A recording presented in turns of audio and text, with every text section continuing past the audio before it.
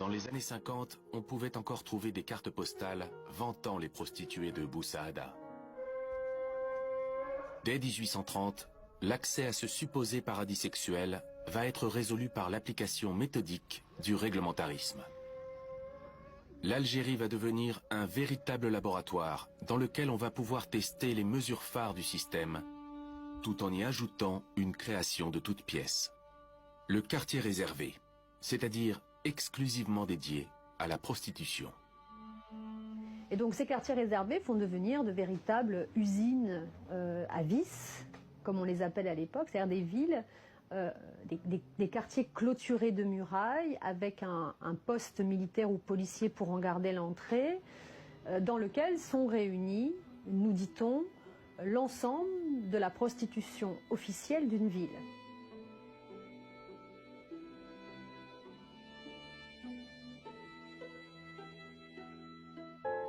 Le but du système réglementariste n'est pas de produire une prostitution qui soit saine. Le but du système réglementariste, c'est de permettre à une catégorie de femmes d'être sacrifiées et de surcroît, comme nous sommes dans un système capitaliste, de rendre la sexualité, qui comme vous le savez fait gagner beaucoup d'argent, rentable. La colonisation et les guerres coloniales ont été vraiment des fabriques d'une nouvelle virilité. Or, cette virilité, elle s'exprime de deux manières. En tout cas de deux manières extrêmement visibles. C'est bien sûr la guerre, d'un côté, une guerre qui concerne en général les hommes, et c'est la question de la sexualité. Parce que quand on a fait la guerre et qu'on a vaincu, quelle est la meilleure manière de prouver au vaincu qu'il est vaincu? C'est en s'appropriant ces femmes. Et donc aujourd'hui, je suis avec Aurélie Perrier qui nous parle de sa recherche sur la sexualité, notamment la prostitution en Algérie. Alors pendant l'époque coloniale, tu nous parlais de cette concentration du vice, de ces bordels. Bonjour Dorothée, je suis ravie d'être là. Donc Aurélie, tu as écrit ta thèse sur la sexualité et les questions de genre dans l'Algérie coloniale du 19e siècle. Pour rappel à nos auditeurs, l'occupation française de l'Algérie commence en 1830 et s'étend jusqu'en 1962, date à laquelle l'Algérie obtient son indépendance. Avant l'occupation française de l'Algérie, l'Algérie était une province de l'Empire ottoman. Parlons aujourd'hui de la prostitution à l'époque coloniale en Algérie. Alors, est-ce que tu peux, dans un premier temps, nous raconter comment existait la prostitution avant l'arrivée des Français en Algérie? Parce qu'elle existait. Alors oui, elle existait, mais sous différentes formes. Et c'est vrai que pour bien mettre en lumière les changements qui sont amenés avec la présence française, il faut peut-être parler d'abord de ce qui existait à l'époque ottomane. Donc les prostituées étaient vraiment faisaient partie intégrante de la société et elles n'avaient pas donc elles ne souffraient pas de stigmatisation. Et c'est quelque chose qui change avec donc l'arrivée des Français en Algérie et notamment si tu peux commencer par nous raconter pourquoi en fait il a fallu pour les autorités coloniales réguler la prostitution dès leur arrivée. Ce qui est intéressant, c'est qu'à peine un an après avoir débarqué en Algérie, les Français embauchent les services d'un individu qu'on appelait le mésoir, donc qui existait à l'époque ottomane et dont le rôle était de superviser un peu les courtisanes. En tout cas, ce qui m'a étonnée dans ton travail, c'est que les élites algériennes participent à cette organisation de la prostitution, notamment les autorités religieuses. Voilà, donc j'ai parlé en premier lieu du mésoir, qui a initialement accepté de travailler pour les Français, donc de donner le registre des femmes courtisanes qu'il avait inscrites. Mais il y a aussi d'autres personnes, notamment le cadi, le juge musulman. Donc on sait qu'il y a eu quand même un certain aller-retour entre les élites religieuses et puis la police des mœurs, qui interroge un peu, parce qu'on a tendance à penser que ça aurait pu être que le reflet d'une volonté finalement française. Mais effectivement, comme tu le notes, c'est surprenant de voir qu'il y a cette connivence entre les élites algériennes et françaises. Alors, comment on peut faire sens de ça? L'occupation française signifie la présence sur le sol algérien de contingents militaires très importants. Donc, qui dit présence masculine dit bien sûr nécessité de gérer la demande sexuelle de ces hommes. Et en fait, les espaces traditionnels de plaisir charnel qu'on a évoqués au début du podcast tendent à se transformer pour ressembler finalement de plus en plus au bordel où il y a une taylorisation de la sexualité. Une taylorisation? C'est-à-dire qu'il y a il y a certaines prostituées, et notamment au XXe siècle, qui ont jusqu'à 70 clients dans la journée. Donc, à la chaîne. On est tout de suite dans la consommation d'un corps.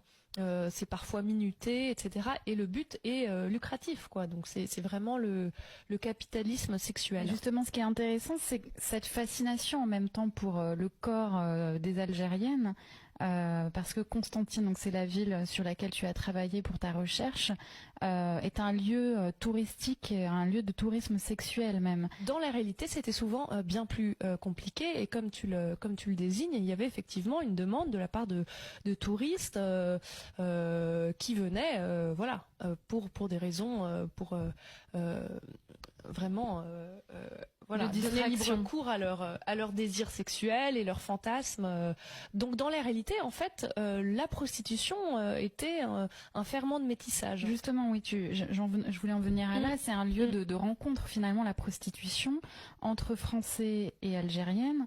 Et ce que je trouvais très intéressant de ton travail, c'est notamment de voir que les prostituées sont les premières à s'habiller à la française, à porter des noms français. Donc il y a toute une transformation des femmes algériennes au contact de ces Français qui s'opère. Cette idée de contaminer, en tout cas d'importer des idées, des pratiques, des normes européennes dans la société algérienne. Notamment la présence de l'alcool, parce que dans les bordels il y a de l'alcool. Est-ce que ça contribue à la diffusion de cette consommation dans la société algérienne? Alors en fait, il y avait une régulation contre la présence d'alcool dans les bordels. Mais ce qui se passe, c'est plutôt que les prostituées, après, sortent du bordel, ou en tout cas, tu évoquais tout à l'heure la folklorisation de la prostituée. Il y avait notamment une tribu en particulier dans l'Algérie ottomane qui était connue pour former des courtisanes. Et c'était quelque chose où les mères formaient leurs filles, etc. Et c'est quelque chose qu'elles pratiquaient pour un temps, pour amasser un petit pécule avant de se marier, et qu'ensuite elles abandonnaient entièrement cette profession. Dans l'introduction que vous signez avec d'autres historiens, qui est blindée scientifiquement, celle-là. Par rapport à ce qu'on a vu, elle n'est pas d'une violence folle. Elle l'est parce qu'elle est à la fois quelque chose qui montre qu'il n'y a aucune retenue. On est au bordel, au BMC, bordel militaire de campagne militaire. Et on voit bien qu'il n'y a aucune pudeur et que la mise en scène de la photo, elle est justement de montrer que tout ça appartient à ces militaires qui sont là. Là, on est en quelle année? On est au milieu des années entre 25 et 30. On voit bien au niveau, qu'on est certainement dans le sud algérien, au niveau des uniformes. Mais surtout, ce qui est incroyable, c'est la mise en scène qui est proposée. Il y en a d'autres dans le livre. On voit la mise en scène au moment de jeunes filles qui font la pyramide des prostituées. Des comme ça, on en a vu des centaines. 1 millier de prostituées à peu près qui vivaient dans une ville fermée avec des cinémas, des bars, des restaurants, des lieux de divertissement. Et on allait au bordel. Mais cette fois-ci, ce n'était pas un lieu, c'était une ville bordel. Et les Français ont inventé ça. C'est-à-dire qu'ils ont inventé quelque part des mondes qui n'existaient pas avant leur arrivée, sont devenus des mondes du réel, car ça faisait partie de leur harem à eux, de leur compensation d'être là-bas, de ce monde qu'ils découvraient et qui devenait le leur, où ils avaient tous les droits.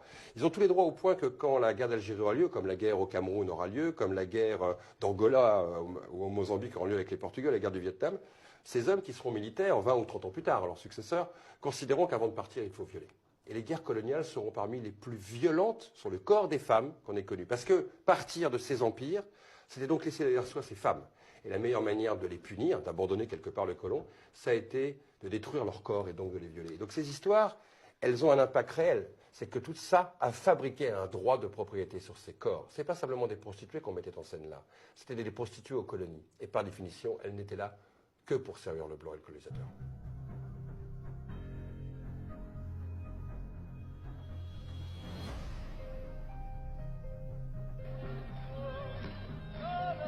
Salam alaikum, Jacques Chirac.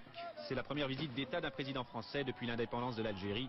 Traversée sur le boulevard Zirout Youssef. Visite exceptionnelle, protocole exceptionnel, une pluie de confettis. Même la marine s'y met. Accueil exceptionnel aussi. La police a compté 1,5 million d'Algériens dans la rue.